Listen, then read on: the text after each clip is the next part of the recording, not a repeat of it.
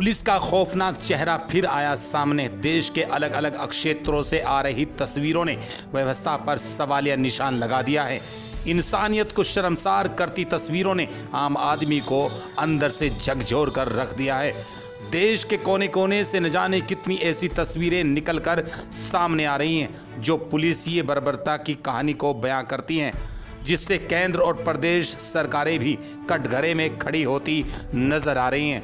अभी पिछले दिनों मध्य प्रदेश से आई कुछ तस्वीरों ने भी अंदर से झकझोर कर रख दिया था, जिसके बाद भाजपा नेता ज्योतिरादित्य सिंधिया ने ट्वीट कर कार्रवाई की मांग की थी, जिसके बाद कार्रवाई की गई थी।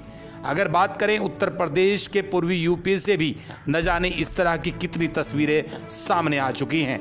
अब बात करते हैं पश्चिमी उत्तर प्रदेश के जनपद शामली के थाना कैराना की, जहां पर एक माह पूर्व 2 अज्ञात युवतियों की लाश मिली थी, जिसकी जांच कर रही कैराना पुलिस ने 2 बहनों को पिता के साथ रात के अंधेरे में उठा लिया था, जिसके बाद पूरे परिवार को टॉर्चर किया गया।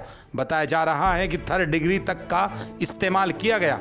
वीडियो के माध्यम से बेबस छात्राओं ने रो रो कर अपने ऊपर हुए पुलिसिया जुल्म की दास्तां बयान की है, जिससे सुनकर आम आदमी की आंखें खुली की खुली रह जाएंगी। सिविल सर्विसेज की तैयारी कर रही दोनों बहनों सहित पूरे परिवार को जिस तरह से प्रताड़ित किया गया, उसके बाद पूरा परिवार सदमे में है। पुलिसिया बर्बरता की हद तो तब हो जाती है जब बच्चों के सामने उनकी मां को बिजली करंट लगाया गया। इस घटना के बाद देश के कोने कोने से देश के कई बड़े संगठनों ने उत्तर प्रदेश सरकार को कटघरे में खड़ा किया है। अब पीड़ित परिवार को इंसाफ दिलाने के लिए इंटरनेशनल गुज्जर महासभा के अध्यक्ष कर्नल देवानंद गुज्जर ने सोशल मीडिया के माध्यम से इस मामले को उठाया है। वहीं जम्मू कश्मीर से चौधरी ताजीम गुज्जर ने भी इस मामले को जोरदार तरीके से उठाकर दोषी पुलिसकर्मियों के विरुद्ध कार्रवाई की मांग की है। अब देखना होगा कि पुलिसिया बर्बरता के आरोपों के बाद उत्तर प्रदेश सरकार इस पर क्या कार्रवाई करे। मृत मिली युवतियों के हत्यारों को कब तक निष्पक्ष जांच कर न्याय के कटघरे में लाने का काम करेगी। ब्यूरो रिपोर्ट, जनादेश टीवी इंडिया। नमस्कार, आदाब सभी को मेरी तरफ से। मैं चौधरी ताजीम गुज्जर आज पहली बार अपने ताजीम गुज्जर फैन क्लब से लाइव हो रही हूँ, क्योंकि मसला ही कुछ ऐसा था जिसके कारण मुझे आज लाइव होना पड़ा।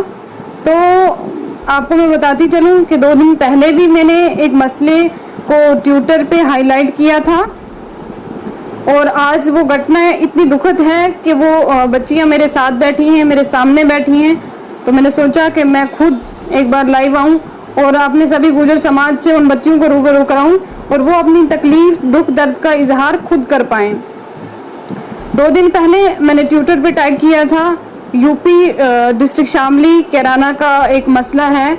वहाँ के जो थाना इंचार्ज हैं यशपाल धामा जी, उन्होंने एक परिवार के बच्चियों को और उनकी माँ को और उसके बाप को किसी केस में उठाया है, जिस केस से इनका दूर दूर तक कोई ताल्लुक नहीं है, लेकिन फिर भी इन लड़कियों को और इनकी मम्मी को बहुत बुरी तरीके से पीटा है। मैं आज आप सभी का समर्थन चाहते हुए मैं कहूँगी कि इस केस की बहुत तह तक जांच हो और इन बच्चों को इंसाफ मिलना चाहिए।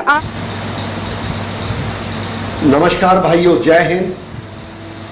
आज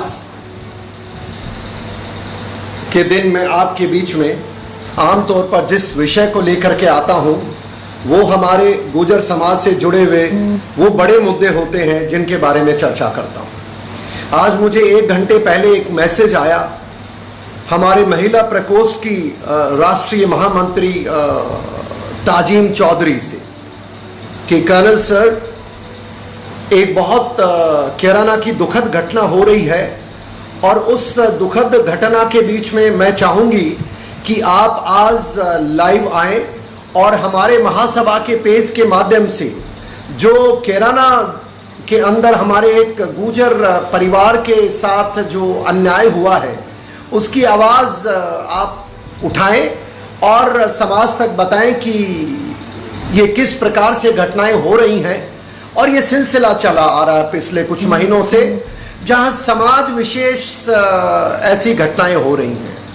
तो मैं अभी थोड़ी देर के अंदर हमारे साथ कैराना की सोनम गुज्जर मेरे साथ जुड़ने वाली हैं और उनके साथ मिलकर के हम आप तक उनका विषय पहुंचाने का प्रयास करूंगा। वैसे तो मैं रोज आपके